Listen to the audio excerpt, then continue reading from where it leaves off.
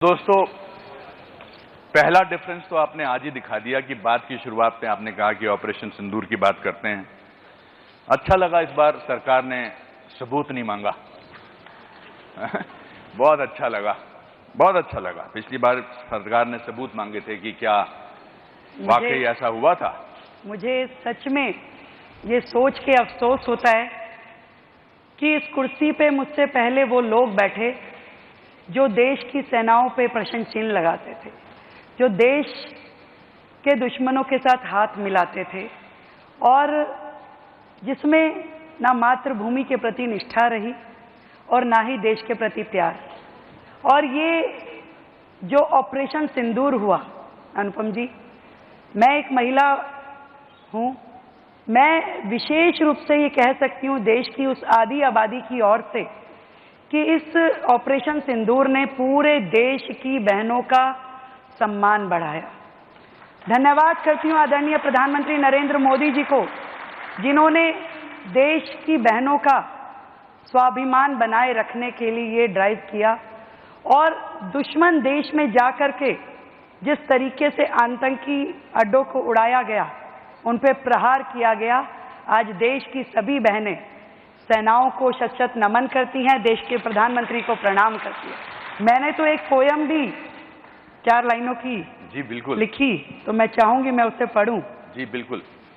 Poem का नाम रखा मैं भी सिंदूर हूं। वाह।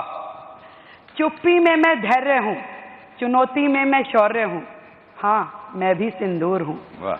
मैं आतंकियों का वध हूं, मैं हौसलों की सरहद हूं, मैं जीवन दात्री, मैं सहार की साक्षी, मैं सिंदूर हूं।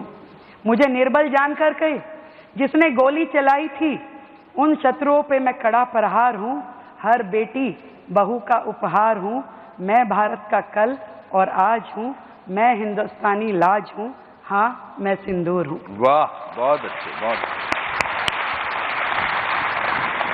रेखा जी, मैं कश्मीर का रहने वाला हूं, हालांकि मेरी पैदाइश और मेरा पढ़ाई जो थी वो शिमला में हुई।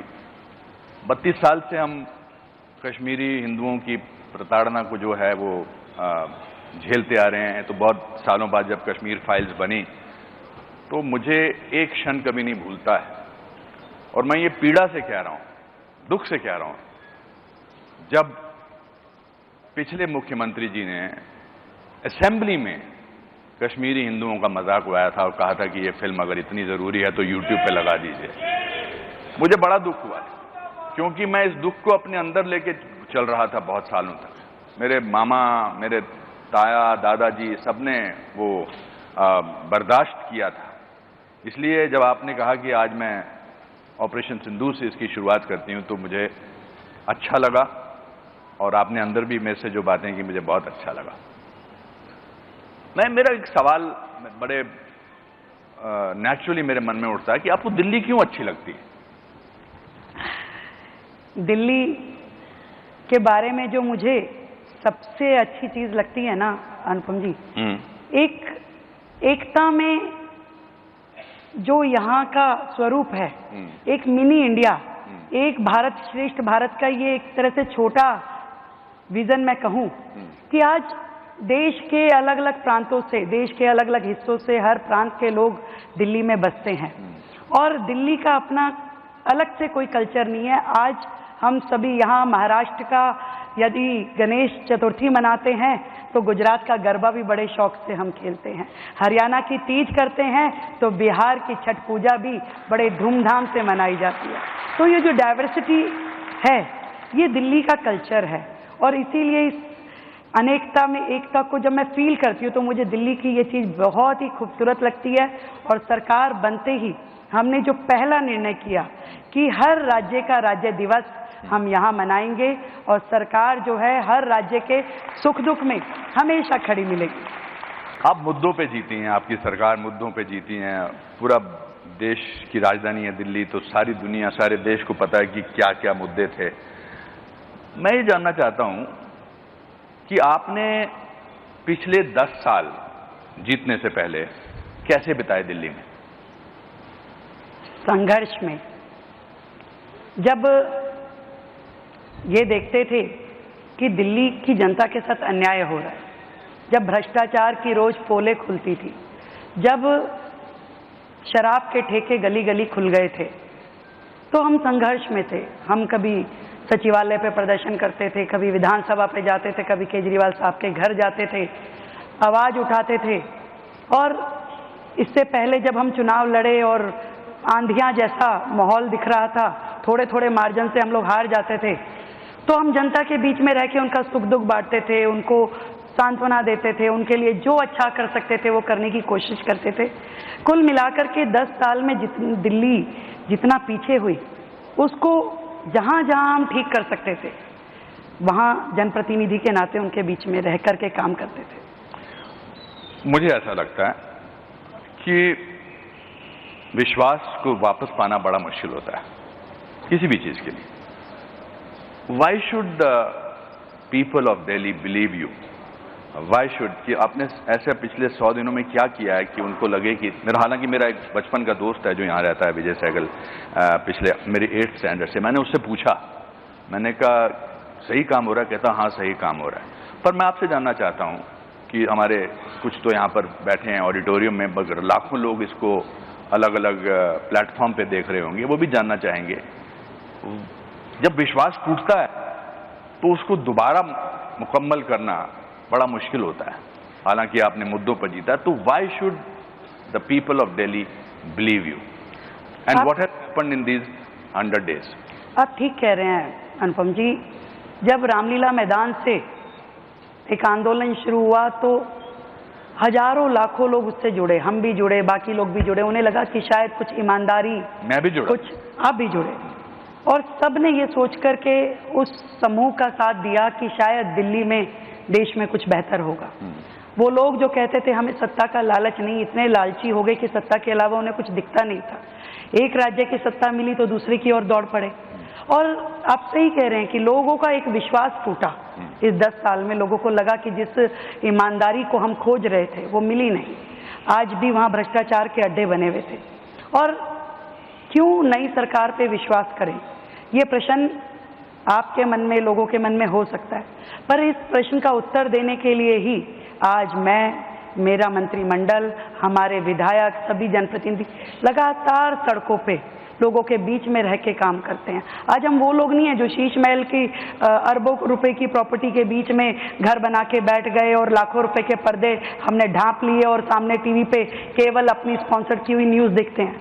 हम जाते हैं कड़ी धूप में, आंधी में, तूफान में, जाके वहाँ खड़े होते हैं, लोगों के बीच में महसूस करते हैं कि वो क्या फील कर रहे हैं, उनकी समस्या क्या है, हमें काम क्या करना है। और एक एक क्षण जो इन 100 दिनों का है, मैं आपको विश्वास के साथ कह सकती हूँ जनता के हित में और ऐसी नीतियां बनाने में हमारा समय लगा है जो दिल्ली की बेहतरी के लिए हो। पर प्रदूषण है, वाटर लॉगिंग है, कूड़े के पहाड़ हैं, इस सब के बारे में एक्चुअली प्रैक्टिकली आप हमें बताइए कि आपने क्या किया है। यमुना की झाग है, ये तो विजुअल्स हैं। आजकल तो हर इंसान को क्वालिफाइड जर्नलिस्ट होने की ज़रूरत नहीं है, जिसके हाथ में मोबाइल है वो जर्नलिस्ट है, तो एकदम सबूत आ सकता है। आज ऐसा होगा कि आप जो बोलेंगी वो कुछ लोग जाएंगे, मतलब वो लोग जाएंगे जो पहले इस सरकार में थे, वो आपको झूठा साबित करने की कोशिश करेंगे।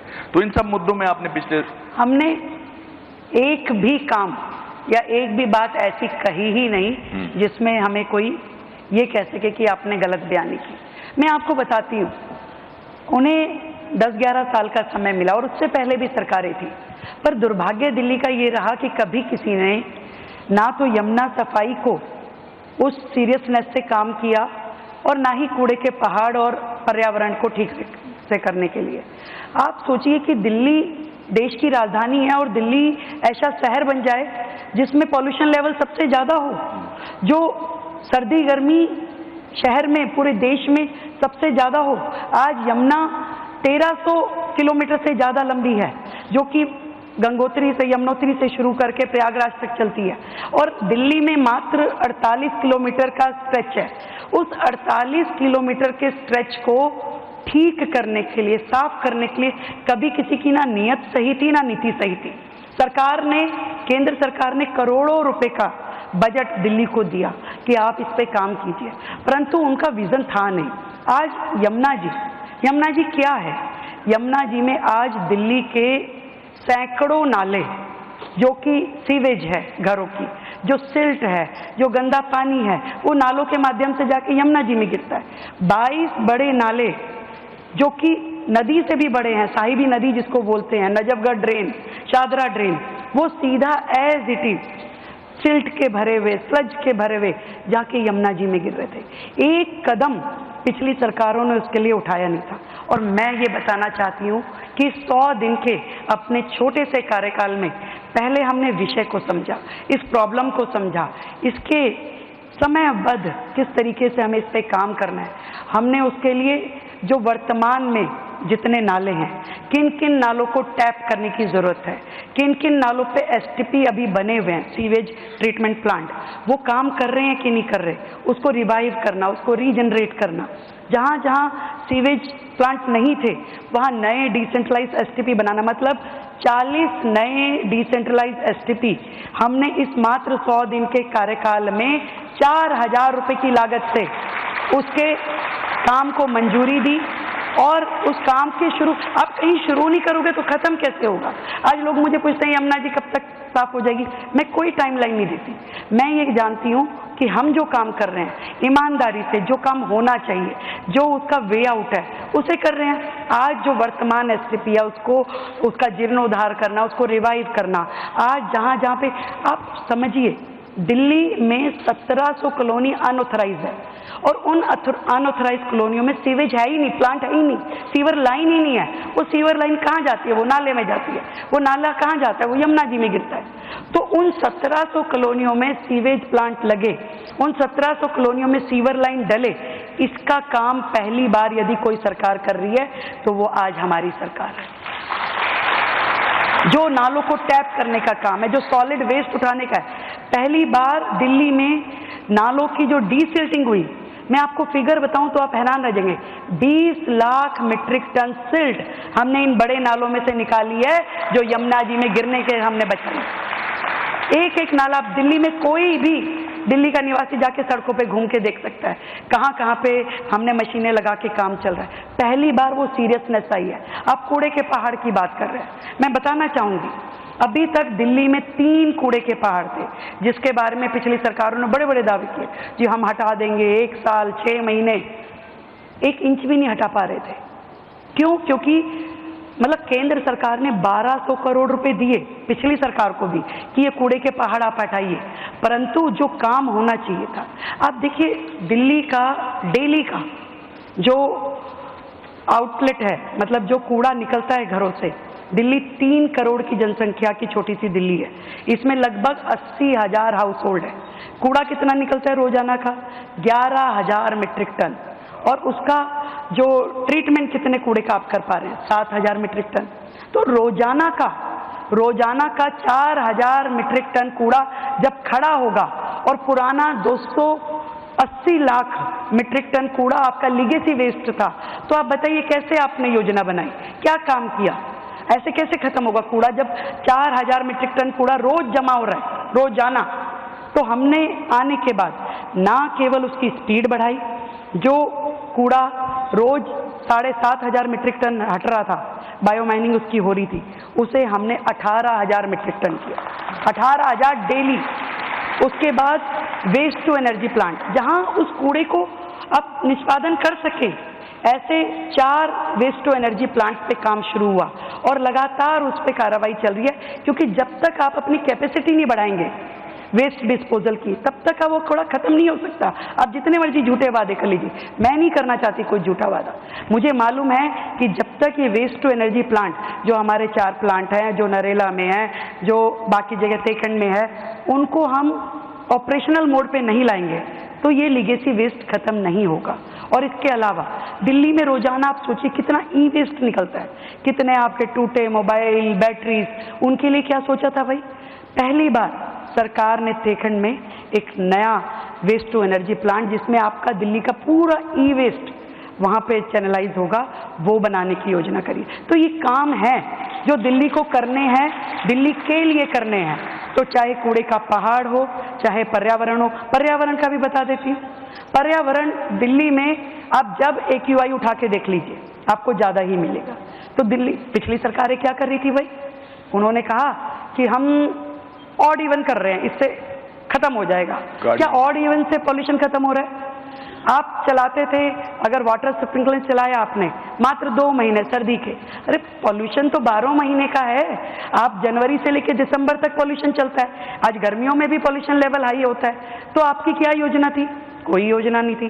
पहली बार हमारी सरकार आने के बाद हमने एक विस्तृत योजना के माध्यम से, दिल्ली में 250 वार्ड है, 70 विधानसभा हैं, तो 250 के 250 वार्डों पे 4-4 मशीनें पर वार्ड वाटर स्प्रिंकलर की, जिसमें इंटीग्रेटेड स्मोक गन्स हैं, वो मशीनें हमने ऑर्डर देके मंगवाई है ताकि 12 महीने वहां काम चले, कभी भी पॉल्यूशन लेवल जो है हाई ना हो।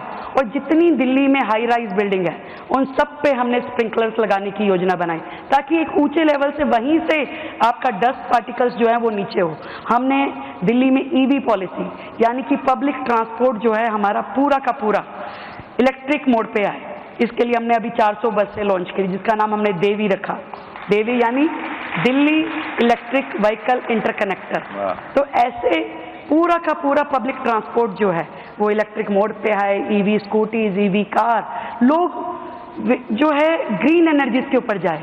सोलर का बड़ा सिस्टम हमने खड़ा किया, मतलब हर रेजिडेंशियल रूफटॉप पे आपका सोलर हो। सरकारी बिल्डिंग्स को हमने कंप्लीट कर दिया, सब पे सोलर रूफटॉप लगाई है। ज़्यादा से ज़्यादा दिल्ली को ग्रीन एनर्जी की तरफ चैनलाइज करना पड़ेगा, तभी तो ये एयर पॉल्यूशन हो, आपका जितना पॉल्यूशन दिल्ली में है वो सब खत्म हो पाएगा।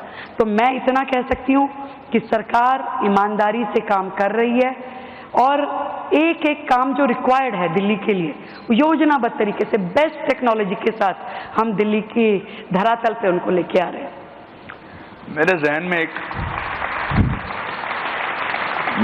एक बात आ रही है, सोच रहा हूँ बोल लूँ या ना बोलूँ, पर मैं बोल देता हूँ। आप इतनी देर तक बोलते रही उपलब्धियों के बारे में, आप एक भी बार खांसी नहीं।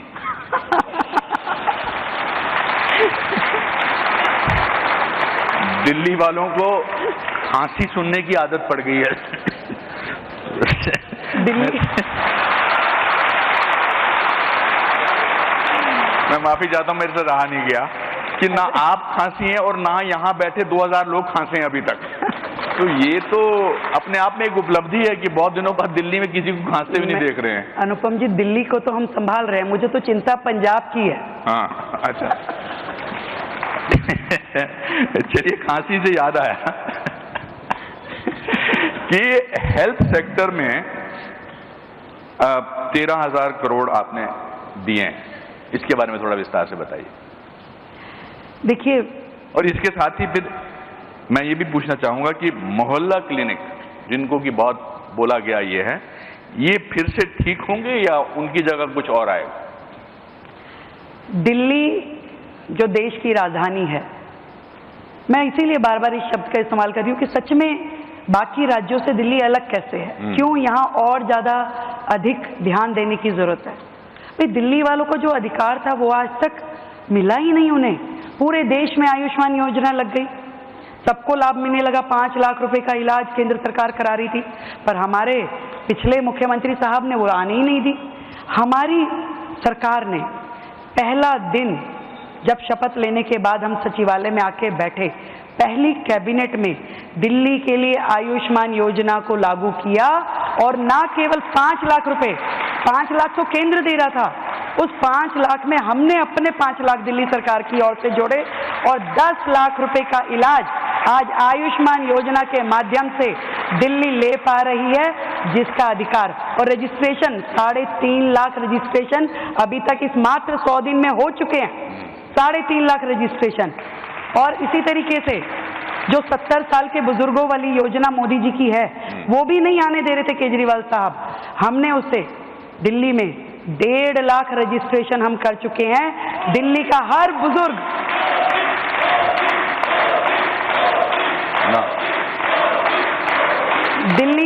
बुजुर्ग जो 70 साल से ऊपर है, और देखिए कितनी खूबसूरत योजना है। जिसमें आपको कोई इनकम क्राइटेरिया नहीं है, कोई टैक्स लायबिलिटी वाला इसमें सेगमेंट नहीं है। जो भी 70 साल से ऊपर का है, वो अमीर है, गरीब है, किसी भी जात का है, उसे सरकार लाभ देगी, पूरा हेल्थ का पूरा एश्योरेंस देगी। और 5 लाख रुपए केंद्र से, फिर हमने इसमें जोड़ा 5 लाख रुपए अपनी ओर से, 10 लाख रुपए का ट्रीटमेंट, 80 हॉस्पिटल एम्पैनल किए और उसका इलाज अभी तक इन 100 दिनों में 650 लोग हॉस्पिटलाइज हो चुके हैं, उसका लाभ ले रहे हैं। ये हेल्थ सेक्टर की अचीवमेंट्स मैं बता रही हूँ। और इसके अलावा ट्रांसपेरेंसी जो एक बहुत बड़ी चीज है, भ्रष्टाचार मुक्त प्रशासन। आज जिस तरीके से सरकार चल रही है, पहले क्या होता था? अब दवाई खरीद में भ्रष्टाचार, नियुक्तियों में भ्रष्टाचार, हॉस्पिटल की मैनेजमेंट में भ्रष्टाचार, इंफ्रास्ट्रक्चर में भ्रष्टाचार। एक एक पॉलिसी जो अब नीतिगत फैसले हमने किए, हमने सेंटर प्रोक्योरमेंट की, मेडिसिन की, ताकि जो भी दवाई खरीदी जाए उसमें पारदर्शिता हो, जितनी भी प्लेसमेंट है। आज देखिए कितना दुर्भाग्य है कि हमारे मेडिकल इंफ्रास्ट्रक्चर में इतनी वैकेंसी है, 20% डॉक्टर कम है, 30% नर्सिस कम है और लगभग 40-45% पैरामेडिकल स्टाफ कम है। कैसे अस्पताल चलेंगे? अब बताइए मुझे। मतलब दिल्ली जो देश की राजधानी है, जो WHO बोलता है, वो कहते हैं कि जी 1000 लोगों पे कम से कम 2 बेड हॉस्पिटल के होने चाहिए। और दिल्ली का दुर्भाग्य देखिए, कितने बेड है दिल्ली में? आप अनुपम जी, आप तो बड़े नायक हैं दिल्ली के। मात्र 0.42 बेड प्रति 1000 व्यक्ति। ये दिल्ली का आपका मॉडल इंफ्रास्ट्रक्चर था, जिसकी दुहाई पिछले मुख्यमंत्री साहब देते थे कि 0.42 यानी 1 बेड भी नहीं था। ये स्थिति थी दिल्ली की। हमने टारगेट लिया है कि हम ये दिल्ली को कम से कम 3 बेड प्रति 1000 पे मुहैया करवाएंगे, पूरे इंफ्रास्ट्रक्चर को अपडेटेड करेंगे, ना दवाइयों की कमी होगी, ना डॉक्टर की कमी होगी और लेटेस्ट टेक्नोलॉजी की मशीनें। मतलब मुझे अफसोस होता है, दिल्ली में जो अस्पताल है वहाँ MRI नहीं है, वहाँ CT स्कैन नहीं है। मतलब कैसे अस्पताल चल रहे हैं? आप इसे मॉडल कहते हैं? ऐसा मॉडल नहीं चलेगा दिल्ली के लिए। दिल्ली को सुविधाजनक हेल्थ केयर देना हमारा फर्ज है और वो हम देना शुरू कर चुके हैं। Very good. मुझे हमेशा ऐसा लगता है कि देखिए, किसी भी राज्य की जनता की थोड़ी सी डिमांड्स होती हैं। वो चाहते हैं कि बस ये हमारा ध्यान हो जाए, ये सब चीज़ें हो जाएं तो हम अपनी जीवन को सुख से जी सकते हैं। आपने इनके बारे में बात की, हेल्थ के बारे में बात की, शिक्षा के क्षेत्र में आपने क्या क्या तय किया है? एजुकेशन फॉर एवरीबडी, इसके बारे में आपने क्या सोचा? कल आपके स्टाफ में आपके लोगों मुझे बात कर रहे थे, तो मैं आपसे सुनना चाहूँगा कि शिक्षा जो है वो बहुत इम्पॉर्टेंट है। Education right for everybody. बिल्कुल बिल्कुल, आपने बेहतर प्रश्न किया।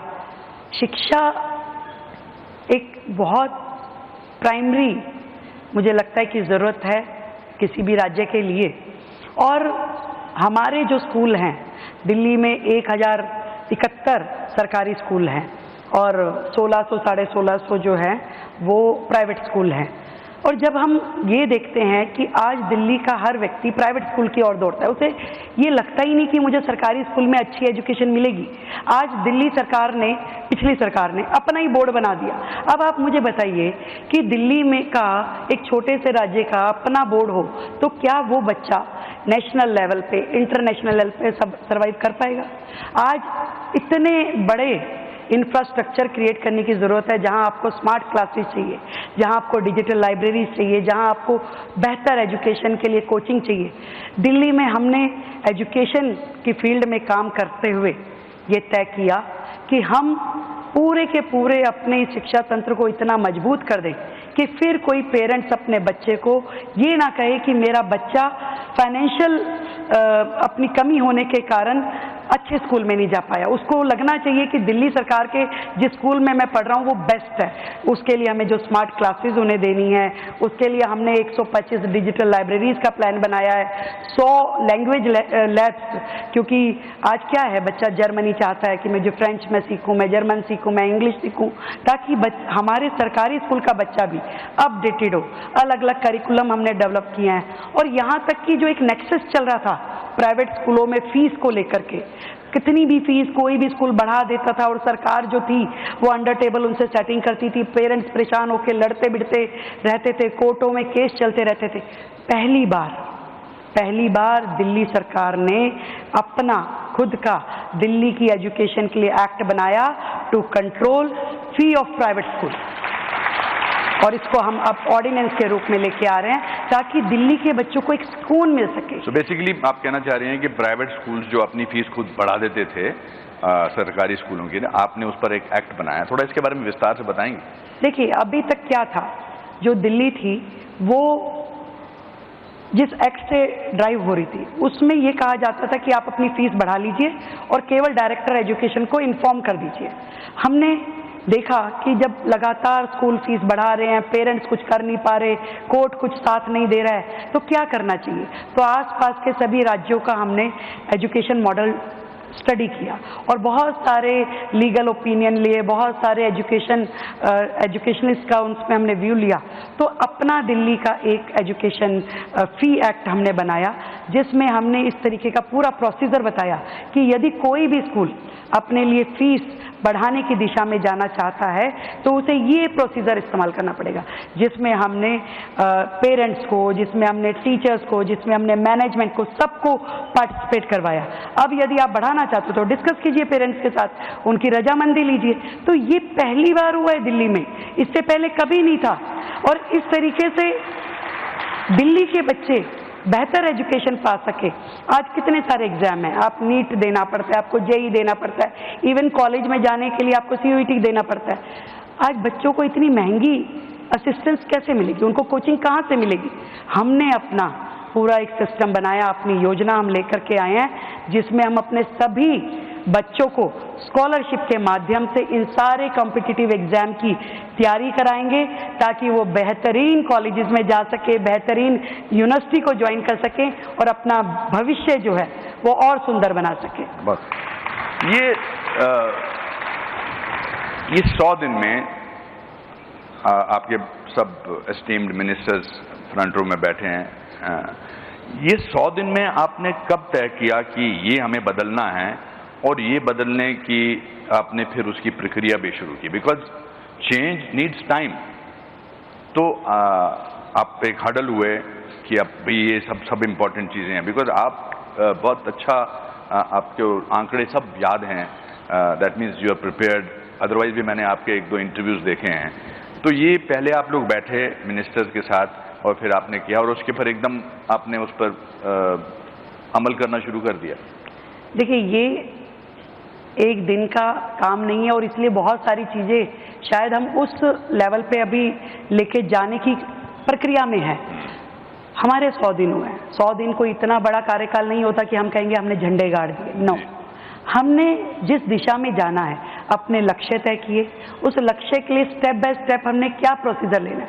हम इन 100 दिनों में लगातार अपने मंत्रिमंडल के साथ रोजाना बैठते हैं, रोजाना एक एक विषय पे डिस्कशन करते हैं। इसमें हमारा क्या निर्णय होना चाहिए, क्या पॉलिसी होनी चाहिए। लगातार इस 100 दिन के कार्यकाल में हमने 8 अपनी कैबिनेट मीटिंग बुलाई। उन 8 कैबिनेट मीटिंग में हमने बड़े बड़े निर्णय किए। हर बार पहली कैबिनेट मीटिंग में आयुष्मान वय वंदन योजना करा, दूसरी में कुछ और, तीसरी में कुछ और, लगातार डिसीजन। और आज भी हमें दिखता है कि दिल्ली के लिए करना क्या है, यमुना सफाई के लिए हमें क्या करना है, हमें स्कूलों के लिए क्या करना है, हेल्थ के लिए क्या।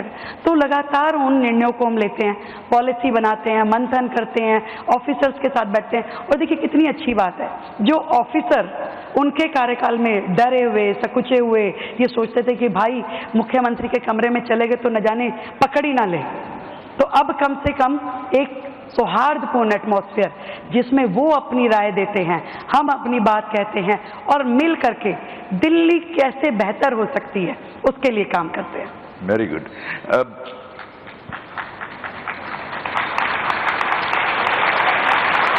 ये मैंने इनको इशारा कहा कि जब मुख्यमंत्री या मैं कोई अच्छी बात करूं और मैं अपना सर खुजाऊं तो मतलब तालियां मारनी है। नहीं, तालियों की, देखिए एक्टर जो है, नेता और अभिनेता बिना तालियों के आगे नहीं बढ़ सकते हैं, बिकॉज बहुत मेहनत करते हैं।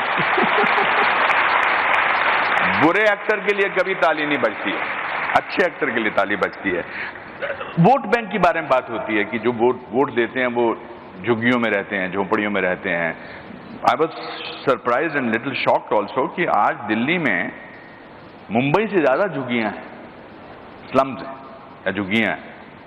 I was personally shocked. तो आमतौर पे ये कहा जाता है कि ये लोग जो हैं ये वोट देते हैं, तो ये वोट बैंक है। तो आपने क्या झुग्गियां तोड़ने का विचार किया है या चेंज लाने के लिए? देखिए अनुपम जी, मैं इस बात को बहुत स्पष्ट कर देना चाहती हूँ। दिल्ली को बसे हुए जितने साल हुए हैं, आज तक का आप इतिहास उठा के देखिए, कांग्रेस आई, आम आदमी पार्टी आई, बाकी जो भी आए, उन्होंने केवल झुग्गी के लोगों को वोट बैंक की तरह इस्तेमाल किया। एक भी झुग्गी को, जहां से वो 40 साल से जहां बैठे हैं, जहां बसे हैं, उसको 1 इंच भी आगे नहीं बढ़ाया। उनके लिए कभी कोई सुविधा नहीं दी। आज भी सारी झुग्गियां, कोई पाइपलाइन नहीं है पानी की, कोई सीवर लाइन नहीं है वहाँ पे, कोई नहाने के लिए बहन बेटियों के लिए स्नान घर, अच्छे शौचालय, कुछ नहीं है। केवल वो डराते थे, अरे बीजेपी आ जाएगी तो ये कर देगी, बीजेपी आ जाएगी तो ये कर देगी। पहली बार दिल्ली के इतिहास में ये हुआ है कि जो सरकार आई, जब मैंने अपना 1 लाख करोड़ का बजट प्रस्तुत किया, उसमें 700 करोड़ रुपए केवल मात्र झुग्गियों की डेवलपमेंट के लिए रखे। वहां नाली खड़ंजा बनना चाहिए, वहां बच्चों के लिए पार्क होना चाहिए, बस्ती विकास केंद्र होना चाहिए, बहनों के नहाने के लिए स्नान घर होना चाहिए। किसने रखा? आज तक किसी सरकार ने रखा है? निकलवाइए उनके बजट। पहली बार हमने रखा, और आज मुझे ये कहते हुए गर्व है कि हर झुग्गी में कोई ना कोई काम शुरू हो गया और आगे शुरू होगा। और आगे ये झुग्गी तोड़ना हमारा ध्येय कतई नहीं है, ये दिल्ली की लाइफलाइन है। आज दिल्ली चल ही नहीं सकती, ये मजदूर वर्ग है, ये अपना मेहनत करके रोजी रोटी कमाते हैं और दिल्ली को चलाते हैं।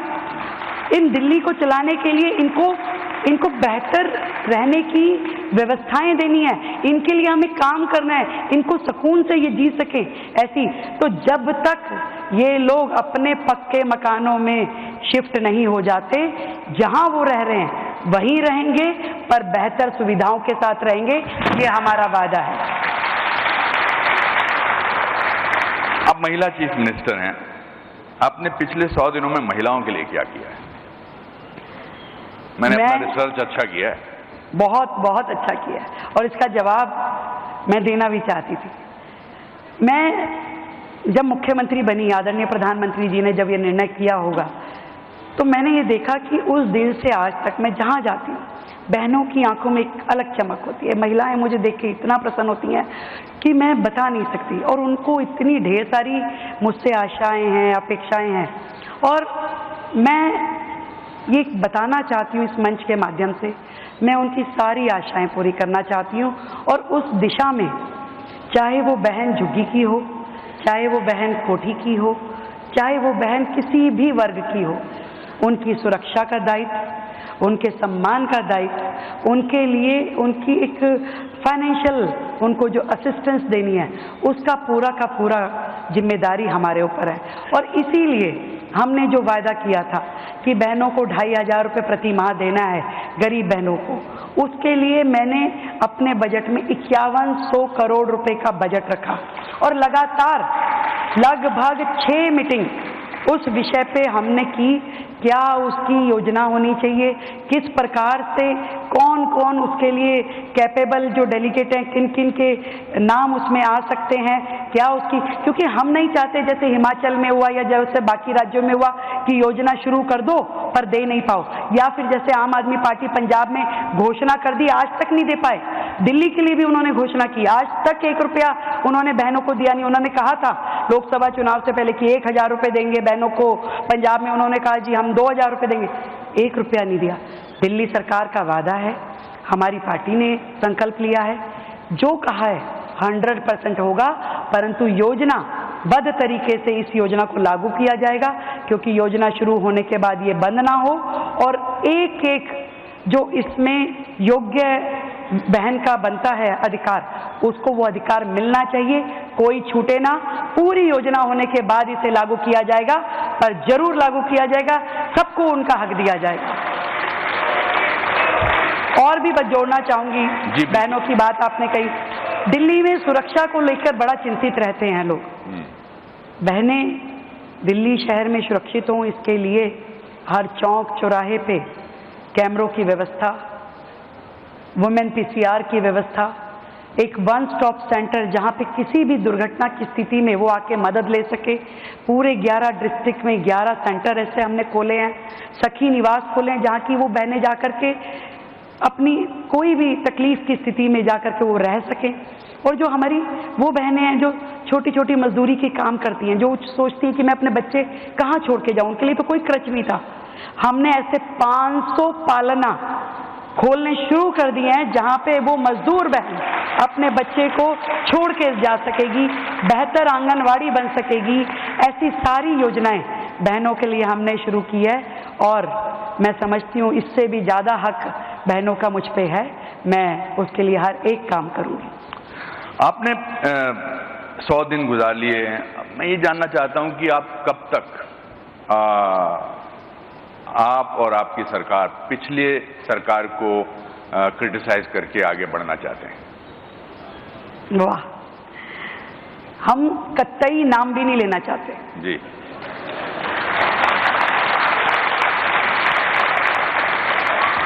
ये जो कांटा दिल्ली की जनता के दिलों में चुभा था ना, उस पर मरहम लगते सा लगेगा। मैं ये चाहती हूँ कि जो 10 साल का, जो 27 साल का जो तकलीफ दिल्ली की जनता ने सही, उसे 5 साल में भर दूं उन जख्मों को, तब जाके उसका नाम इस दिल्ली की धरती से और लोगों के तकलीफों से हट पाएगा। पर जैसे जैसे तकलीफ हटती जाएगी लोग उसे भूलते जाएंगे। उस समय वो उसको, सरकार को, उन लोगों को जिसकी वजह से दिल्ली की जनता ने दर्द सहे, तब जाकर के मुझे लगता है कि वो नाम यहाँ से हटेगा। उस काम को करने के लिए हम बड़ी स्पीड में हैं, इसीलिए बिना एक भी दिन की छुट्टी लिए हुए पूरी सरकार काम कर रही है, लगातार सड़कों पे है, लोगों के बीच में है, रोज 24/7 का मिशन लेकर के, मिशन मोड पे हम काम कर रहे हैं। हम भी चाहते हैं कि जल्द से जल्द लोगों का दुख दूर हो जाए। बहुत अच्छे।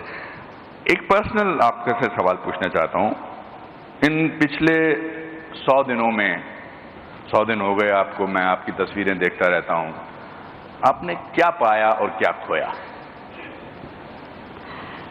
पाया दिल्ली का ढेर सारा प्यार, मेरी देश भर की बहनों की बहुत सारी विशेष, पूरे समाज की हर एक व्यक्ति। मैंने देखा जब मेरा शपथ ग्रहण समारोह था तो पूरे राज्य के, पूरे देश भर के राज्यों के सीएम, डिप्टी सीएम सब लोग आए और एवरीबडी वाज हैप्पी।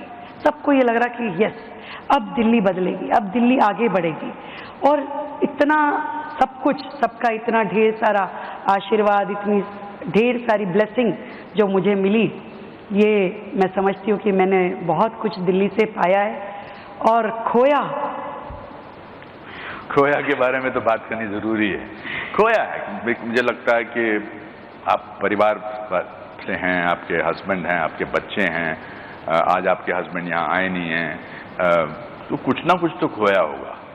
कुछ पाने के लिए इंसान खोता है। हम सब ने, मैंने घर शिमला छोड़ा, मैं दिल्ली आया, दिल्ली से ड्रामा स्कूल की पढ़ाई करके लखनऊ गया, फिर मुंबई की सड़कों पर मैंने छान मारी, तो मैंने बहुत कुछ पाया जो अभी इन्होंने यहाँ दिखाया, पर खोया भी बहुत कुछ। आपने क्या? मुझे लगता है कि मैंने एक बेफिक्र मिजाज खोया है। वाह, बहुत अच्छे, बहुत अच्छे। जो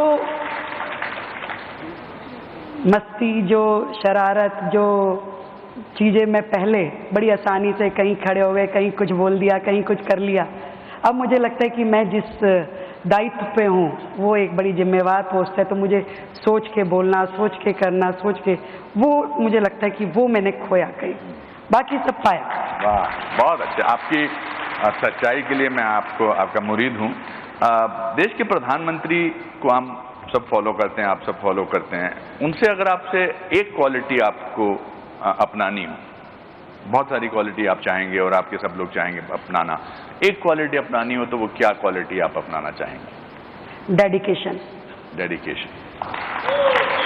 जो लक्ष्य के प्रति, जो देश के प्रति, जो मातृभूमि के प्रति, जो जनता के प्रति उनका निस्वार्थ भाव का डेडिकेशन है। मुझे लगता है कि हर नेता को की पहली सीढ़ी वही है। वो जब उस भाव को अपने अंदर लेता है उसके बाद ही वो आगे बढ़ सकता है।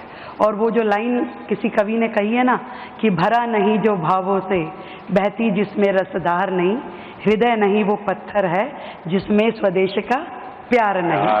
बहुत अच्छा। तो ऐसी भावना मैं समझती हूँ कि मोदी जी के माध्यम से देश के हर एक व्यक्ति में जाए, वो एक एक बात जो कहते हैं वो देश के लोगों के लिए अलग तरह का मोटिवेशन है। वो कभी कहेंगे वोकल फॉर लोकल, कभी वो अपने देश की हर चीज़ को आगे बढ़ाने के लिए जिस तरीके से काम करते हैं वो हमारे लिए सच में इंस्पिरेशन। बहुत अच्छी। देखिए, मैंने जो आज आपसे बातें की, सलीम साहब का एक बड़ा अच्छा डायलॉग है, एक फिल्म में बोला था कि सच्चाई वो दिया है, जो मुझे आपकी बातों से आज दिखाई दिया, सच्चाई वो दिया है जिसको अगर पहाड़ की चोटी पर भी रख दी जाए तो बेशक रोशनी कम करता है लेकिन दिखाई बहुत दूर से भी देता है। वाह। तो आज तो मुझे आपकी आंखों में, और मैं प्रार्थना करूंगा कि कपिल जी जब मुझे आपके 5 साल पूरे होने वाले हों तब मुझे बुलाएं और मैं आपसे बातचीत करूं, तो भी आपकी आंखों में वही सच्चाई, वही डेडिकेशन हो जो मुझे उम्मीद है कि होगी। आपसे बात करके मुझे बहुत अच्छा लगा। मैं हमेशा सोचता हूं कि कभी ना कभी किसी ना किसी से बात करके हमेशा कुछ सीखने को ही मिलता है, और मुझे भी बहुत कुछ सीखने को मिला आपके अंदाज से, आपकी बेबाकी से, आपकी सच्चाई से। मुझे आज यहाँ बुलाने के लिए बहुत बहुत शुक्रिया। प्रणाम, नमस्कार, जय हिंद।